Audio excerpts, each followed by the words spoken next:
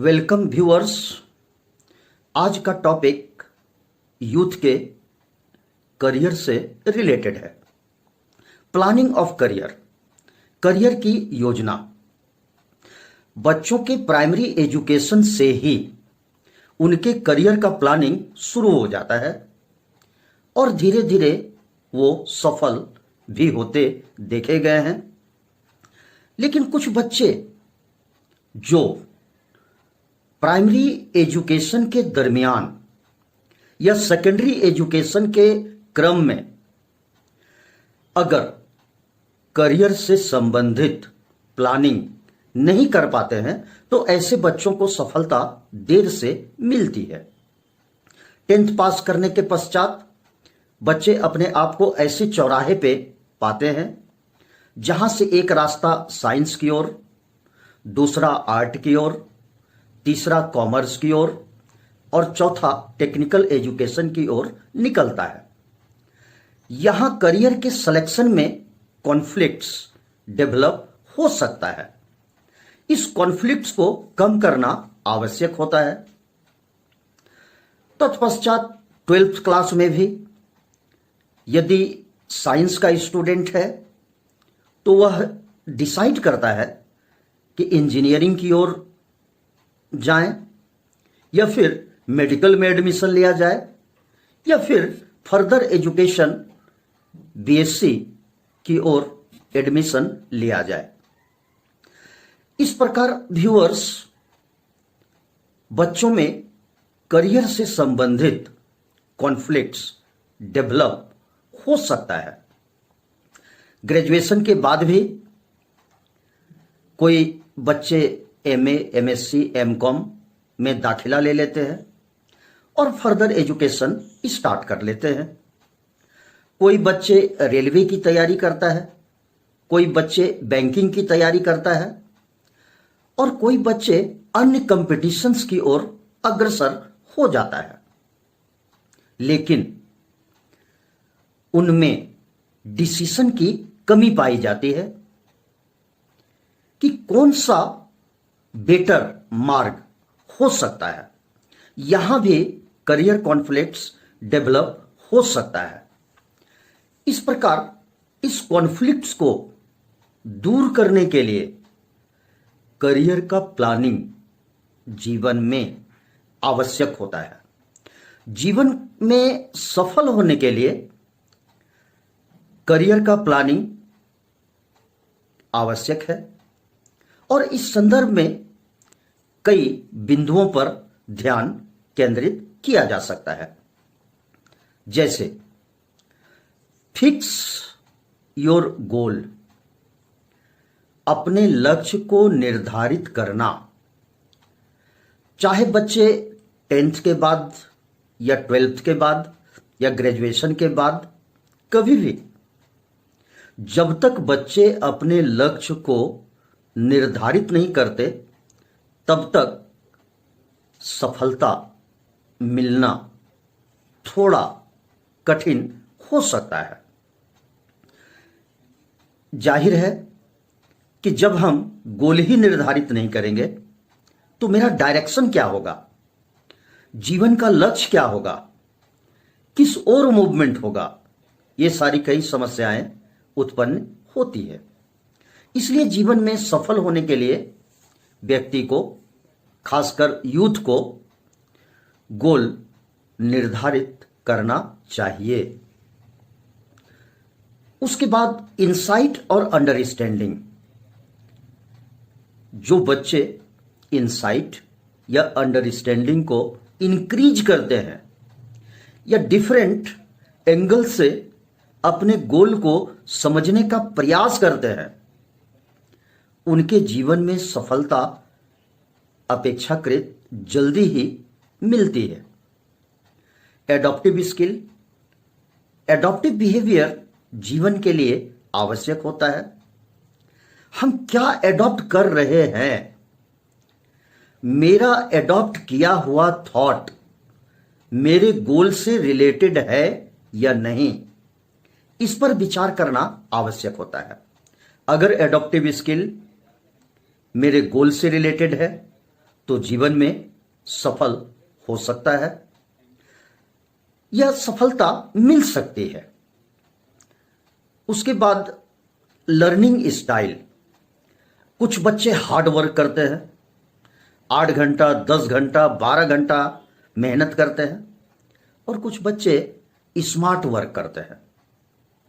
घंटा से या पीरियड से या टाइम से कोई रिलेशन नहीं होता है, बल्कि अगर किसी भी विषय को स्मार्ट तरीके से सीखा जाए, उसके मैकेनिज्म को समझा जाए और उसको ब्रेन में डाइल्यूट किया जाए, तो वह विषय लंबे समय तक के लिए बना रहता है और जीवन में व्यक्ति सफल होता है। Mental review. किसी भी विषय को याद करने के पश्चात उसका मेंटल रिव्यू आवश्यक होता है। यदि स्टडी के दौरान हम मेंटल रिव्यू करते हैं तो वैसी परिस्थिति में सीखा गया विषय लंबे समय तक याद रहता है। Creative ability. व्यक्ति के अंदर जो एबिलिटी है, उस एबिलिटी को क्रिएट करना आवश्यक होता है। जो बच्चे क्रिएटिव एबिलिटी को डेवलप कर पाते हैं, उन्हें सफलता अपेक्षाकृत जल्दी मिलती है। Educational environment. एक ऐसे एजुकेशनल इन्वायरमेंट का निर्माण करना आवश्यक होता है जहां एजुकेशन से रिलेटेड सारी सुविधाएं उपलब्ध हो। कई बच्चे ऐसे देखे गए हैं जिनका ऐसा मानना है कि मेरे पास एजुकेशनल इन्वायरमेंट नहीं है। तो सवाल यह है कि एजुकेशनल इन्वायरमेंट बनाएगा कौन?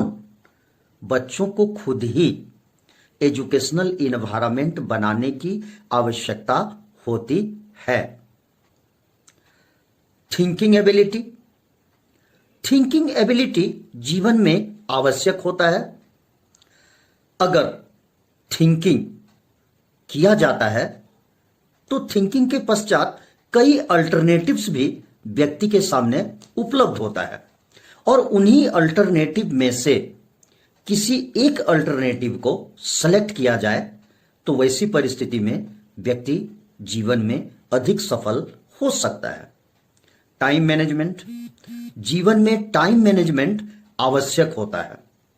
यदि टाइम मैनेजमेंट किया जाए, हर काम को समय पर किया जाए, हर काम का समय निर्धारित किया जाए, तो वैसी परिस्थिति में सफलता जल्दी ही मिलती है। Selection of peer group. कुछ बच्चे सही पीयर ग्रुप को सेलेक्ट कर लेते हैं और कुछ बच्चे गलत पीयर ग्रुप को सेलेक्ट करते हैं। पीयर ग्रुप का सिलेक्शन एडिक्वेट होना चाहिए, जो आपको फैसिलिटेट करे। जो पीयर ग्रुप बच्चों को फैसिलिटेट करता है, वहां सफलता अपेक्षाकृत अधिक देखी जाती है। Previous mistakes. जीवन में जो गलतियां हम करते हैं, उन गलतियों को भी दो श्रेणी में रखा जा सकता है, गुड एरर और बैड एरर। तो गुड एरर से हमें सीखना चाहिए और उसको जीवन में करेक्ट करना चाहिए। तो इस प्रकार प्रीवियस मिस्टेक्स को ध्यान में रखकर अगर हम चिंतन करें तो आशा ही नहीं अपितु पूर्ण विश्वास है कि जीवन में सफल होना निश्चित है। सेल्फ कॉन्फिडेंस और विल पावर। सेल्फ कॉन्फिडेंस या विल पावर का महत्वपूर्ण भूमिका है। जिन बच्चों में सेल्फ कॉन्फिडेंस अपेक्षाकृत अधिक होता है, वो बच्चे ज्यादा सफल होते हैं, और जहां सेल्फ कॉन्फिडेंस की कमी होती है, वह बच्चे अपने जीवन में अपेक्षाकृत कम सफल होते हैं। तत्पश्चात नेक्स्ट प्रोग्राम भी निर्धारित किया जाना आवश्यक होता है।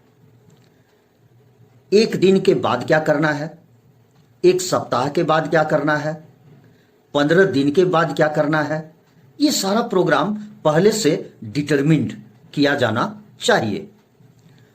और जो बच्चे अपने प्रोग्राम के तहत वर्क करते हैं वो बच्चा ज्यादा सफल होता है। जीवन में हर व्यक्ति का अपना एक पर्सनल फ्रेम ऑफ रेफरेंस होता है।